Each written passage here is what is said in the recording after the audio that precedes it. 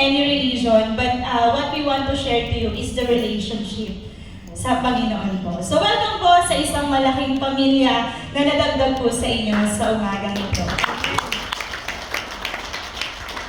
Amen. Alam niyo po kanina, during praise and worship, I really feel the presence of the Lord. And also, I am so blessed dun sa mga testimonies po natin.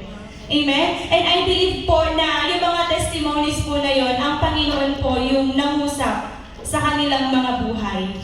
Amen? Kasi alam po natin na ang Diyos ang siyang patuloy na kumakausap po sa atin. Tayo po kaya, kailan po yung huling pagkakataon na narinig po natin yung tinig ng Diyos? I believe the voice of God, yun po yung narinig ni Sister Cheryl nung siya po ay nag-worship sa Panginoon. Also, sa buhay po ni Brother Ronel, ano po, imagine, naka-guest lang po pala siya dito, pero salamat po sa buhay mo, kapatid, sapagkat nandito ko ngayon at kasama ka namin nagpupuri sa Panginoon. It's the voice of God. Amen? Yung tinig po ng Panginoon, yung ating pong patuloy na naririnig. And this morning po, I would like to bring you po sa ating pong salita ng Panginoon. The message of God this morning is with the title, How to Hear the Voice of God. Amen? Paano nga ba natin maririnig ang tinig po ng ating pong Panginoon? So, maraming paraan para marinig ang tinig ng Diyos.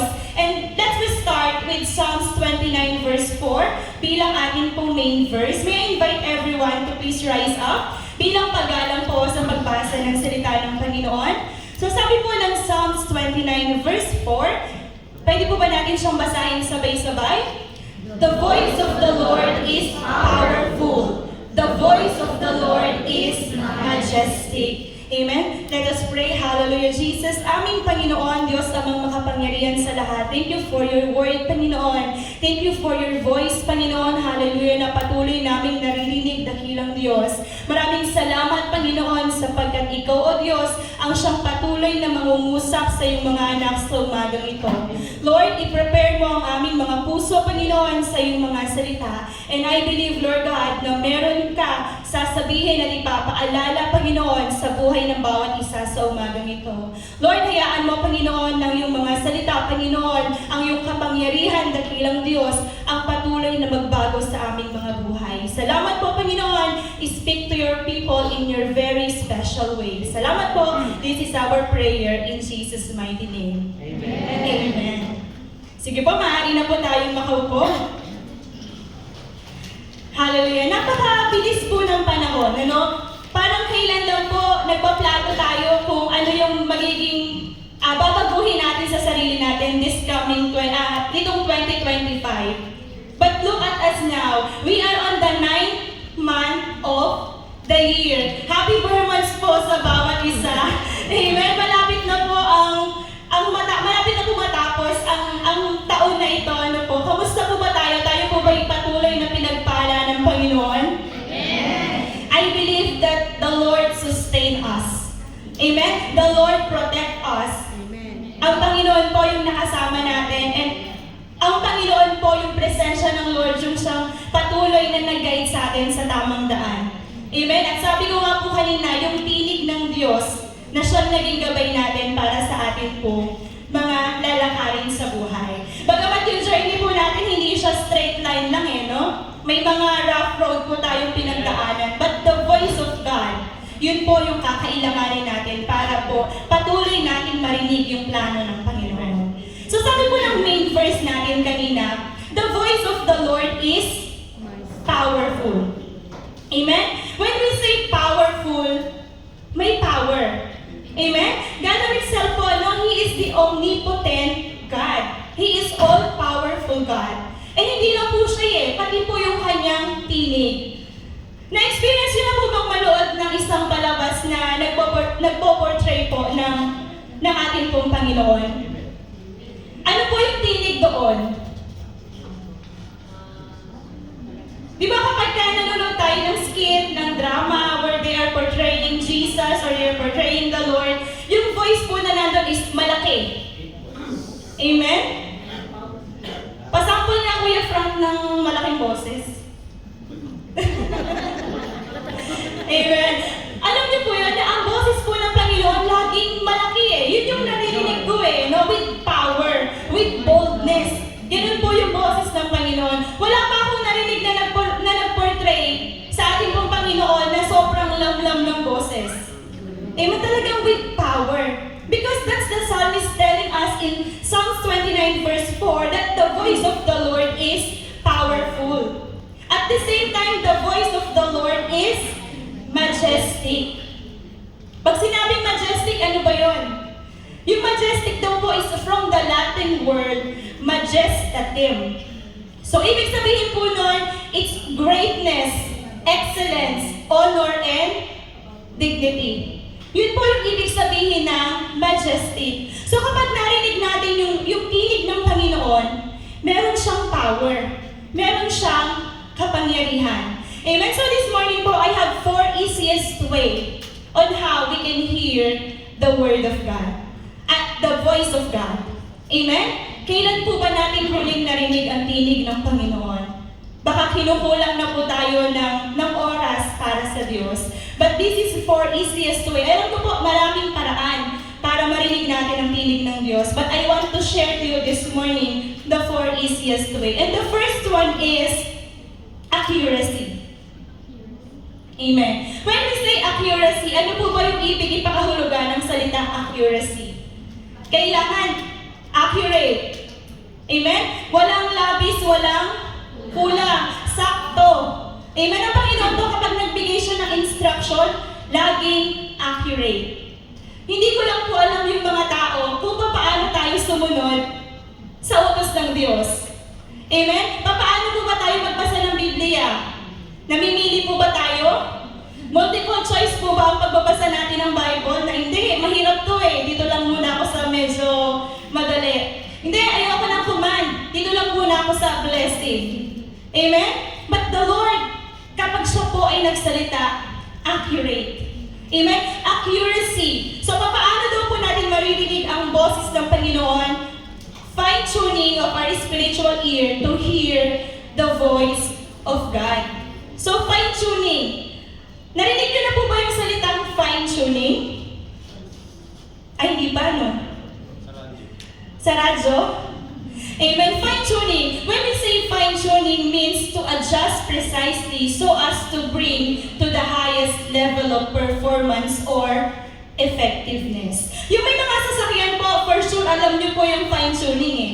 Kasi di ba yung machine, pina-fine-tune yan eh, para mas maganda yung takbo niya, para mas maganda yung... Kumbaga sabi nga dito, is ina-adjust siya para ma-bring po or madala yung highest level of performance or effectiveness. Siyempre, di tayo masyado makarelate kasi ilan lang yung may sasakyan sa atin eh. Amen? Sige po. Dito na tayo sa another example. Sa music team. Amen? Yung ating po mga nagpupuri sa Panginoon sa pamamagitan ng pag-awit at pagtugtog. Fina-fine-tune din po kasi yan eh. Amen? Yung ating pong mga gitara. Pina-fine-tune po yan. Kumbaga, ina-adjust po sila. Ina-adjust po siya para makuha po yung magandang tunog. Amen? Ganon din po sa ating pong mixer. Diba? Yung mixer po natin, marami po yung pinipihit. At ina-adjust po yun para po maging maganda yung tunog. And salamat po sapagkat nagpadala po ang Panginoon ng nag-ooperate po ng ating mixer. Amen. It's an answered prayer po sa buhay ng ating brother CJ po, no, na marunong siya at maalam siya sa pag-operate po ng mixer. But yung mixer po, fine-tune para po yung tunog niya is maging maayos, maging maganda. Kumbaga mas maging effective siya. Adjustment. Ina-adjust po siya and that's fine-tuning. Siguro yung boses natin kaya din po, no? Sa tingin niyo po ba yung boses niyo may pag-asa pa? Amen! Ako din po kasi umaasa din ako na yung boses ko mapafine-tune pa eh. Amen? Fine-tuning. So, yun daw po yung kailangan natin. To hear the voice of God, we must fine-tune our spiritual ear. Fine-tune is to adjust. Pastor,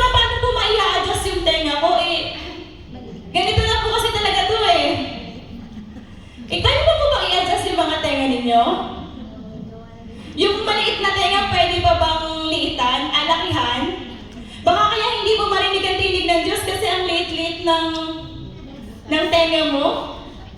Amen. We are not talking with the physical ear, but we are talking spiritual ear. Yung spiritual ear po, yun po yung i-adjust natin.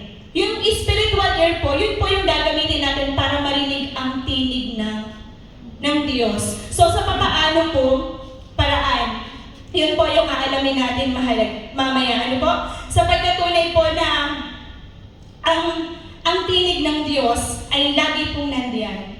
Minsan tayo lang po yung hindi handang makinig sa Kanya. So mahalaga po na babantayan din po natin yung ating mga naririnig. Sabi nga po, para daw po marinig ang tinig ng Diyos, kailangan patahimikin ang ingay ng sanlibutan. Amen? So ano po yung mga nangyayari? What you hear determine your nature. So kung ano daw po yung pinapakinggan mo, yun yung nagiging nature mo o yun yung nakakalakihan mo. Even kung ikaw po ay lumaki sa isang pamilya na ang nanay at tatay mo walang ginawa kundi mag-away, di ba po yun yung nagiging nature mo? Na yung kapitbahay mo walang ginawa kundi magsigawan. Amen? Na pagbangon mo yung mga marites nandun na sa harap ng bahay. Amen? Yun yung nagiging nature mo because what you hear determine your nature. Kung ano yung mga napapakinggan mo, yun yung nagiging nature mo. Amen? Ako po ay lumaki ang nanay at tatay ko po is very soft-spoken. Hindi po sila yung panasigaw, hindi po sila yung, alam mo yun, yung, never ko silang narinig na nag-away sa harapan namin, ano po. So, doon ako sanay. So, kapag yung asawa ko po, medyo natataas ng boses, kasi po, singer po siya lagi po siyang naka-key of G. Alam niyo ba yung key of G? Naka-key of G. Baka po yung mga asawa niyo din po laging naka-key of G. Key of galit po yun. Amen? But hindi po, mabait po yung asawa ko. Amen? Amen? Once you hear, determine your nature. So, kung ano po yung napapakinggan natin, yun po yung nakakasanayan po natin. And how you hear, determine your maturity. Paano po ba natin pinapakinggan yung mga bagay-bagay? Sabi daw po, kung paano natin siya pinapakinggan, yun po nakadepende yung ating maturity. Baka po mamaya may isang kaibigan na parang nanira sa'yo. Tapos narinig mo, sabi ng isa, si kapatid sabi, ganito ka daw. Sabi ng kapatid natin, pinagkakalat mo daw na ganito siya. So ikaw pagkarinig mo, ano nangyari sa tenga mo?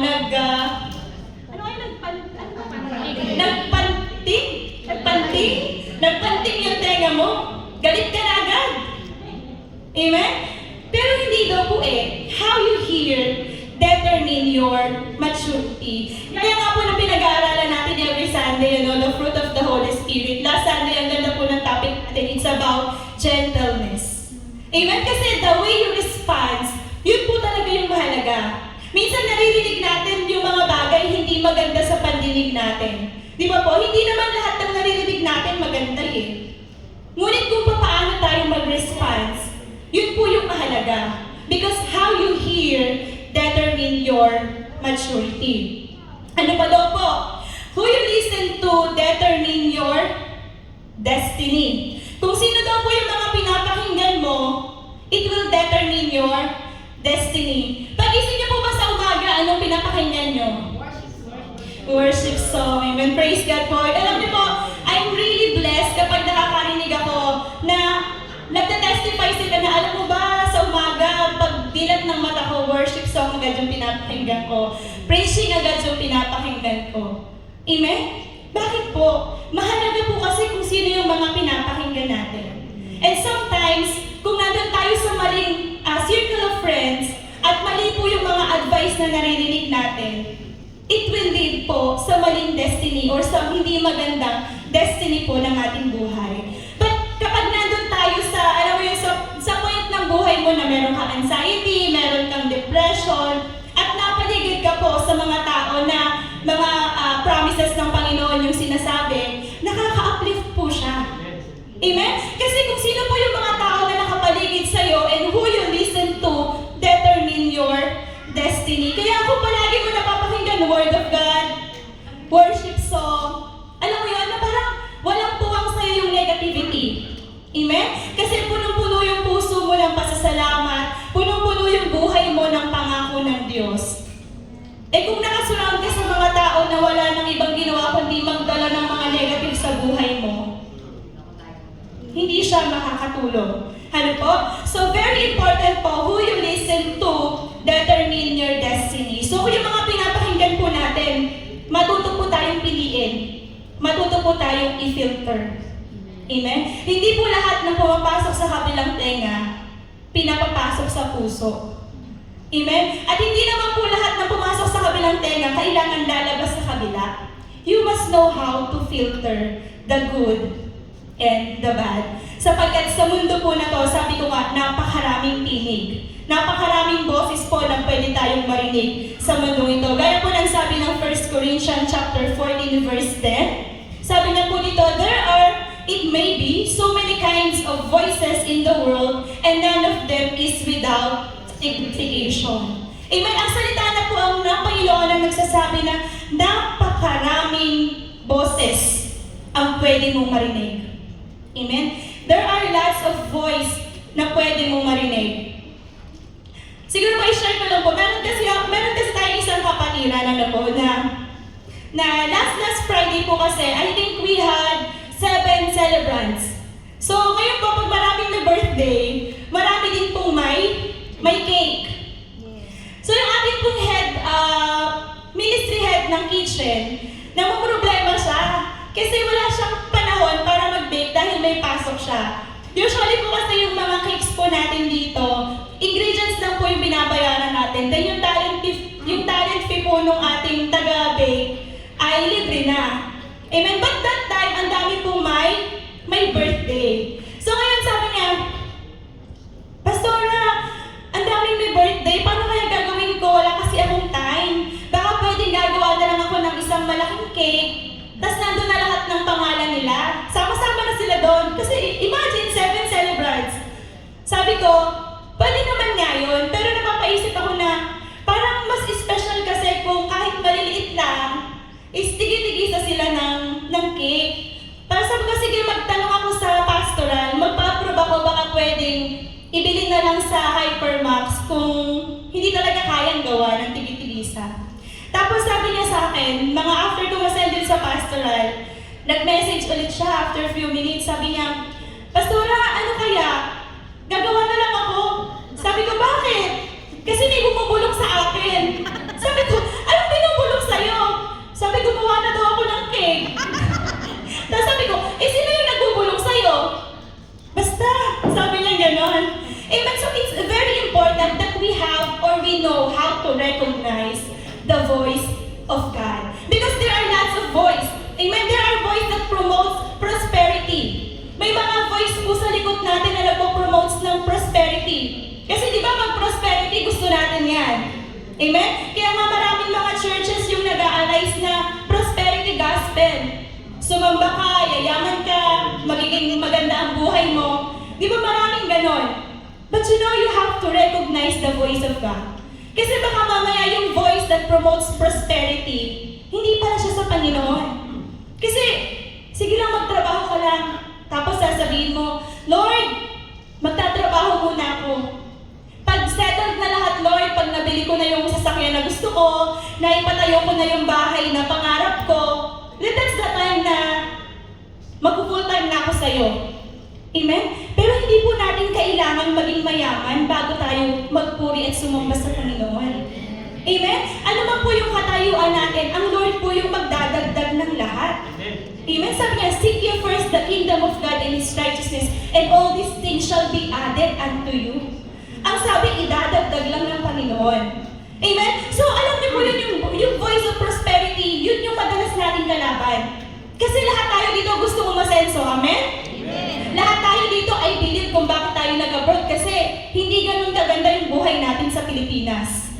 Amen? But the voice of prosperity, sometimes it lead to greediness. Amen? Nabalitaan niyo po ba yung Pilipinas ngayon? Amen. Sino po ba contractor dito? Ayun, baka may mga contractor po dito, ha? Hallelujah. Greediness.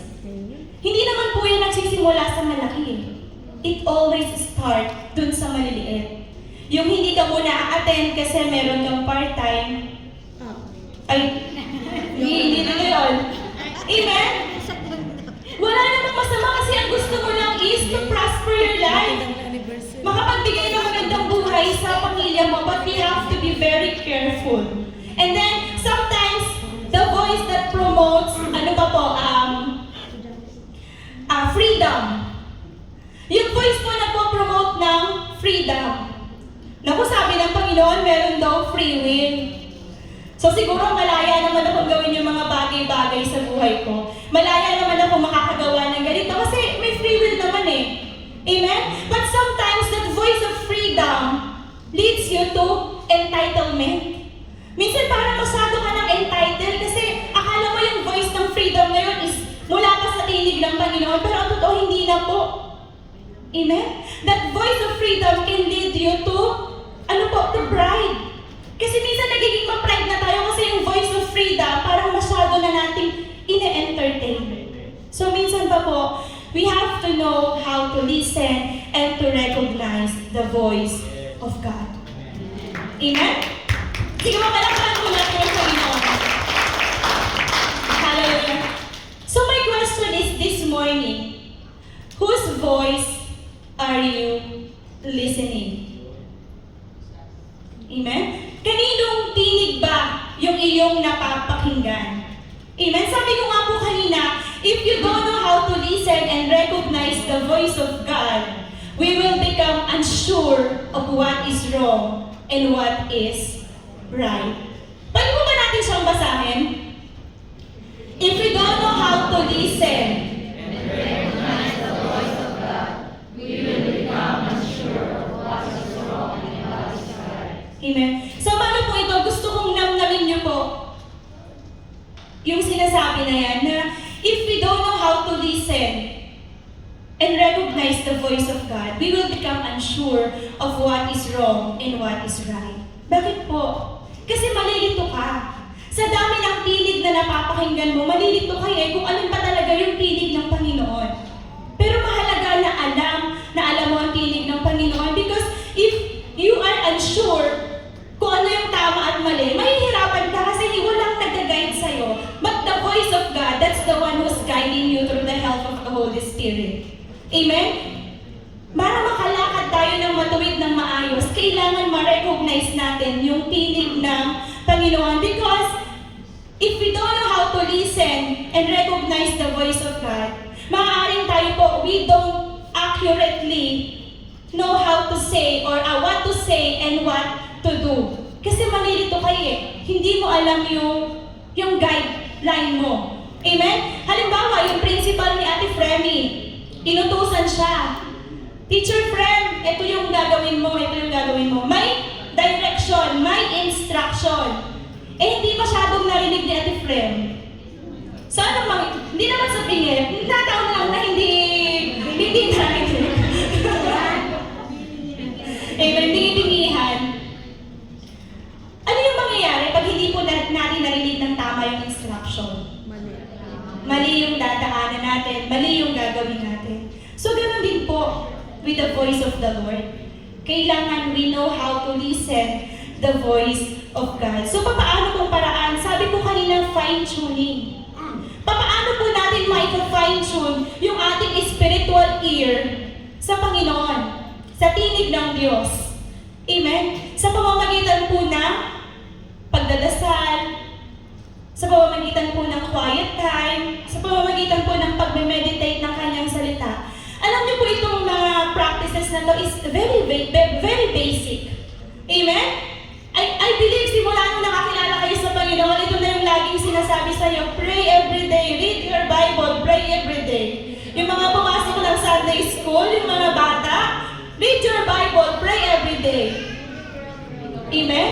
So you will grow. Di ba? May step pa yun eh. You will grow. Amen? Pero hindi lang po yung para sa mga bata. Para din po yung sa atin. When was the last time na nagbigay tayo ng oras sa Panginoon? When was the last time na nagkaroon tayo ng masinsinang pag-uusap sa Panginoon? Amen? Sabi ko nga po kanina, Mahirap marinig ang tinig ng Diyos kung punong-puno ng ingay ng mundo yung paligid mo. Amen? Doon sa 9 months ng taong ito, 24 hours in a day, 7 days in a week, gaano ba karaming oras yung naibigay mo sa Panginoon? 1 oras? 2 oras? Hindi ko po alam. But the Lord is speaking to you this morning. Have a quiet time with the Lord. Alam niyo ba kung bakit? Napakarami pong gustong ipagawa sa inyo ng Panginoon. Napakarami pong gustong sabihin sa inyo ng Diyos. But the Lord is waiting for you to give Him time. A quiet time. The Lord is waiting for you so may ma-fine-tune mo yung spiritual ear mo so you can easily hear the Word of God. Because tunay po yung sinasabi ko nga po sa inyo na if you don't know how to listen and recognize the voice of God, you will become unsure of what's wrong and what is right. Napakahalaga po na marinig natin ang tinig ng Panginoon. Sabi po ng John 10:27, My sheep hear my voice. My sheep hear my voice, and I know them, and they follow me. If you are really part of the pasture of God, you must know His voice. Amen? Pero sabi nga daw po, sa isang pastulan, hindi lahat tupa. Yung iba, kambing. Sino kambing dito? Wala. Amen? Sabi po ng Panginoon in John 10:27, My sheep hear my voice, and they know, and I know them, and they follow me. So magtaka po tayo kung hindi natin naririnig ang tinig ng Panginoon, baka isa tayo dun sa mga kambing sa pastulan ng Diyos. Amen? My sheep hear my voice, and I know them, and they follow me. So tandaan po natin, accuracy, fine-tuning of our spiritual ear to hear the voice of God. And then the second one po is hearing God's voice through His written word. Amen. Hearing God's voice through His written word. So in the Bible po, many individuals heard the voice of God. Amen. Naalala niyo po si Adam and Eve? Di ba nung sila yung nagkasala, tinawag sila ng Panginoon, nasaan kayo? Amen. They heard the voice of God. Sino ba po? Si Abraham. Di ba? Nung ibibigay yung kanyang anak, inutusan siya ng Panginoon, i-offer yung kanyang anak na Isaac, and he heard the voice of God.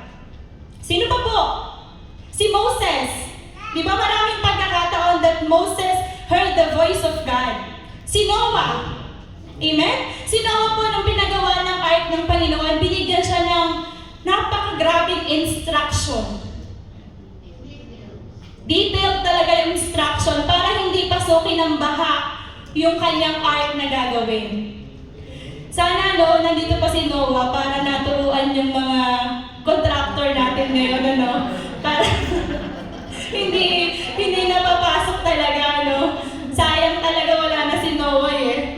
Amen. But let's continue to pray for them, na marinig din nila ang tinig ng Diyos. Kagaya po natin, it's an audible voice of God, na narinig po nila. And also, there are times that God talked to the prophets through visions and dreams. Di ba marami din pong nakarinig ng salita ng Panginoon? Si Samuel, si Elijah, si Isaiah po, si Jeremiah, amen? Marami pong nakarinig ng tinig ng Panginoon. So hearing God's voice through His written words.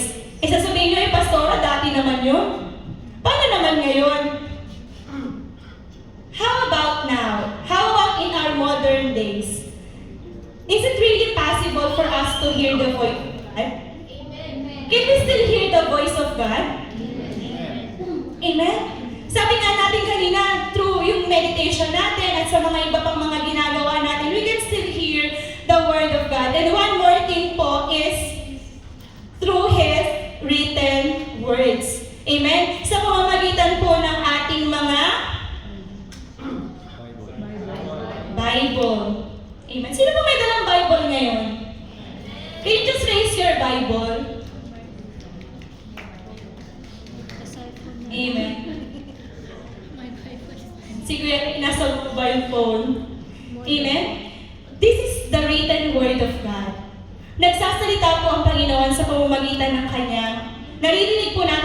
ng Diyos sa pamamagitan ng kanyang mga salita. Amen? Yung Bible po natin, dapat binabasa. Amen? Hindi po nilalagay sa cabinet. Naaalikabukan po yung Bible nyo. Try nyo pong i-visit mamaya. Baka puro alikabok na po. Amen?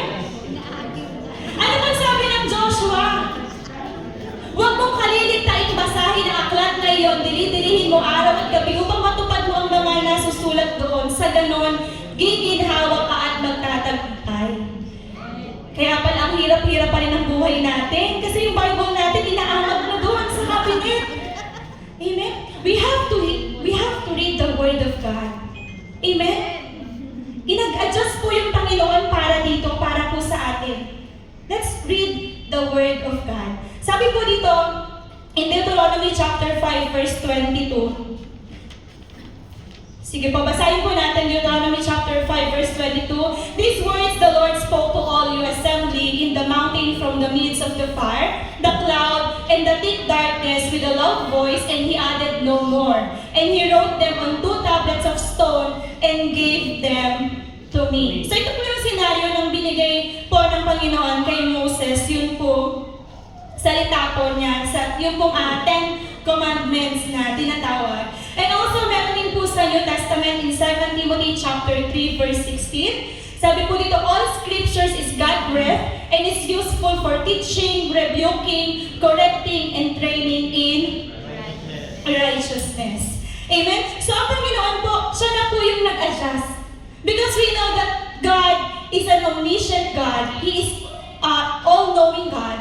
Alam niya na dadating yung panahon na kakailanganin natin yung kanyang salita. But God wrote what He spoke so that the succeeding generation of man will learn to know and obey the commandments of God. Yung mga sinabi po ng Panginoon is isinulat na para po sa atin pong new generation. Sapagkat tunay po that God's voice always carries His words. Kaya palagi po kasama ng salita ng Panginoon or dito po na mababasa natin. Hindi lang po siya basta binabasa. Amen? Kailangan po pinapakinggan natin yung salita ng Panginoon.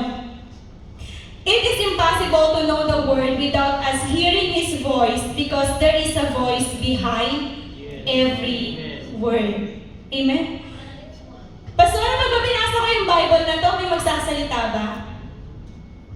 Halimbawa mo, Pastor, pag binuksan ko na ganyan, maririnig ko ba yung tinig ng Panginoon? Ganun po ba? Amen. Kailangan mag-aalat po tayo ng oras. Hindi lang basta pagbasa, but a quiet time, listening to the voice of God through His written Word. And that's the Bible.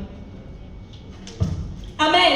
Amen. Praise God. Sabi po ng John 1:1, mababasa po natin dito, ano po na, in the beginning was the Word, and the Word was God, and the Word was with God, and the Word was God. So mahalaga po ang salita ng Panginoon. Sige po, review tayo. Ano yung una natin dapat gawin? Accuracy. Amen? Fine-tuning our spiritual ear to hear the voice of God. And then the second one po is hearing the voice of God through His written words. And then the third one po is through the anointed servant of God. Amen? Alam niyo po dito sa Jesus the Good Shepherd Church, we are so blessed because we had a lot of pastors. Amen? Meron po tayo ditong 4 na pastor. So kung ayaw niyo po sa akin, meron pa po kayong 3. Amen? Di ba ganun eh? Minsan yung mga tao, ayaw sa pastor na yan, hindi naman yan anointed. Ayaw sa pastor na yan, hindi naman yan nakakapagturo ng maayos. Mahirap intindihin yung pastor na yan. So kung ayaw niyo po sa akin, meron pa 3. Kung ayaw niyo pa rin po sa isa, meron pa 2. Kung ayaw niyo po sa isa pa, meron pa. Pero kung ayaw niyo po sa 4, mag-usap na po tayo. Amen? Pag-usapan po natin, baka naman meron kayong sariling dinadala. We are still elders that teaching the Word of God. Amen. Sabi ng Romans 10:17, but faith comes from hearing and hearing the Word of God. Pero ano pa yung sabi dun sa dulo? Ngunit makakapakinig lamang kayo ng salita ng Diyos kung may magtuturo patungkol kay Kristo. Hindi ko po alam kung ano po, sa Saudi po ba medyo mahirap po ang churches o hindi na po ngayon? Hindi na po ngayon. Praise God. Kasi narinig ko before talagang underground daw. Opo, basement. Bawal. Amen? Ngayon okay na po. Praise God. Ano po kasi ang salita ng Panginoon, madali na po nating maririnig. At mas mabilis po nating maririnig po ang tinig na Panginoon. Kaya mga kapatid, kapag naman ang mga pastors natin ay nagsasalita about the Word of God, huwag niyo naman kaming tutulugan. Amen? Paka-check nyo kami katabi niya, baka tinutulungan na po tayo.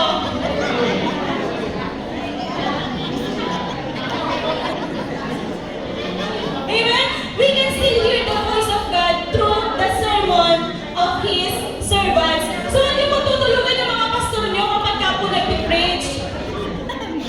Amen? O sige, hindi nga kayo natulog, pero palakad-lakad naman kayo sa labas. Amen? Bato-bato sa langit ang tamaan, magbago. Amen? The Word of God is very important. Napansin niyo po ba bakit sa Sunday, sa Friday service natin, preaching or Word of God yung merong pinakamahabang oras? Sapagkat ito po yung ating pagkain. Amen? We can hear the voice of God through His words. Amen? So bago po tayo kumain, kasi iba na una nang kumain no? Iba na una nang nagkape Amen? Sabi nga po, there is a season for everything. So kapag oras po ng pakikinig ng salita ng Diyos, makinig po tayo. Kapag oras ng kainan, kumain po tayo. Kapag oras ng kapihan, magkapi po tayo. Amen? Sorry po pero sabi ko nga po, bato-bato sa langit ang tamaan. Amen? Through the anointed servant of God. Pero tayo din naman po as ministers of the Word. Sabi po dito, ministers of the Word must be sharp in discerning the voice behind every word. Sabi daw po tayo bilang mga ministers ng Panginoon, kailangan we must be very sharp. Amen? Kaya mga pastors po, leaders, kapag magtuturo, there are times na hindi na natutulog Kasi we have to be very sharp. Hindi pwedeng yung mensahe namin. It must be the message of the Lord. Kailangan tinig ng Panginoon yung maisasabi namin. So tayo naman po mga ministers, ito po isa teaching din po sa akin talaga na we have to be very sharp. Kailangan daw po we have to be very sharp in discerning the voice behind every word. Kasi tayo po yung may pananagutan sa lahat po ng mga itinuturo natin. Kailangan po ito'y mula sa Diyos. Amen? Sasabihin nyo na naman, kasi kaya kami nagkakain sa labas, kaya kami hinaanto kasi ang tagal nyo naman magturo. Wala naman ako narinig na ganun. Kasi hindi ko pinakinggan. Amen?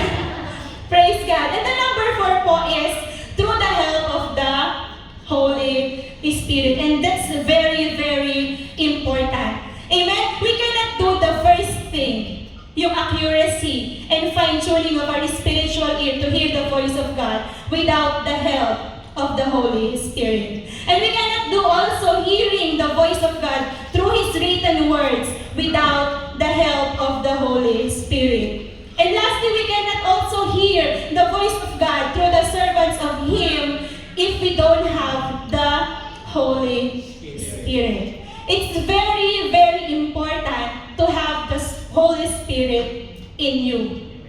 Amen? Kasi yun po yung sabi ng ating Panginoong Jesus.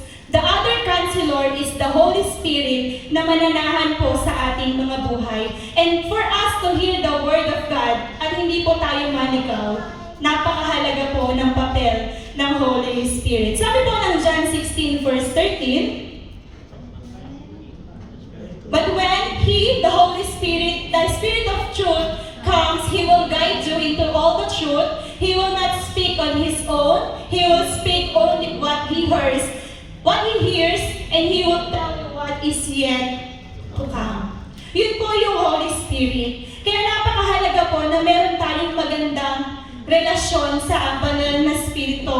Do not grieve, resist, or quench the Holy Spirit. Huwag po natin pasamain yung loob ng Holy Spirit by doing sins. Amen? By doing po yung mga sinful action na palagi po natin ginagawa. Noon yun. Amen? Sabi mo sa katabi mo, iba na ako ngayon. Binago na ako ng Diyos. Yung kilala mo ako noon, wala na yun ngayon. Amen? Wala na yun ngayon. Sapagkat tayo pong lahat ay binabago ng Panginoon from glory to glory. And I encourage everyone, let's spend time listening to the voice of God. Amen? Yun po yung magdadala sa atin sa tamang daan. Hindi po sa dating daan, sa tamang daan. Amen? Bakit daw po? Because the Holy Spirit makes God's voice accessible. Yung Holy Spirit po yung nagiging dahilan so that the God's voice will be accessible by speaking what He hears, directly revealing God's will and guidance to believer. Siya po yung nagiging guidance po natin. Kaya palagi po natin i-desire na magkaroon po tayo ng spirit-filled life. Amen? Na umaga pa lang pagising mo, kausapin mo na ang ating Diyos, magkaroon ka na ng quiet time. So yung magiging maghapon mo is magiging magaan, maayos, at punong-puno po na pag-asa. Because through the Holy Spirit, God's voice will be accessible to everyone. And again po, if you don't know how to hear and recognize the voice of God, you will become unsure of what is wrong and what is right. So patuloy po tayo sa pakikinig ng salita ng Panginoon. May nakuha po ba tayo sa umagang ito? Amen. May niremind po ba sa atin ng Diyos? Amen. Marami pong nire-remind sa atin ng Panginoon. And I believe that this is the perfect time. Baka kasi matagal mo nang huling kinausap ang Diyos. Amen? Baka last year mo pa, siguro huling kinausap mo yung Panginoon nung December 31, no? Kasi Lord, January 1, ito na yung gagawin ko. Lord, ito na ako. Amen? Sa simula lang pala, pero nangungusap po ang Panginoon, marami po siyang gustong sabihin sa inyo. But, kailangan po nating mag-alam ng oras. Kailangan po nating magbigay ng panahon para sa Panginoon. Kasi po, napakasarap kung tayo po ay malapit sa Kanya. Napakasarap po sapagkat patuloy natin siyang mararanasan at maririnig yung Kanyang tinig. Kung masyado pong magulo yung mundo nyo ngayon, patahimikin niyo muna po. You have the power and authority. Meron po kayong kakayahan na pakinggan yung mga bagay lang na gusto niyong pakinggan. Meron po kayong kakayahan na ma-involve sa mga bagay na gusto niyo lang pong ma-involve. At the end of the day po, it will be always your choice. And let's choose po to spend time with God. Read His words, meditate His words, have a quiet time, at higit po sa lahat, hear His voice. Amen? His voice is powerful and majestic. Wala pong dahilan para hindi po natin marinig ang tinig ng Diyos. In our conclusion po, basahin po natin itong Isaiah chapter 30 verse 21, Job 33 verse 14, and John chapter 10 verse 27 for our conclusion. Whether you turn to the right or to the left, parang kanta to ni Sister Lina. Amen? Sabi po dito, whether you turn to the right or to the left, your ears will hear a voice behind you saying, "This is the way, walk in it." Pag narinig niyo po yan, huwag na po kayong kakaliwa. Amen? Diretso po tayo.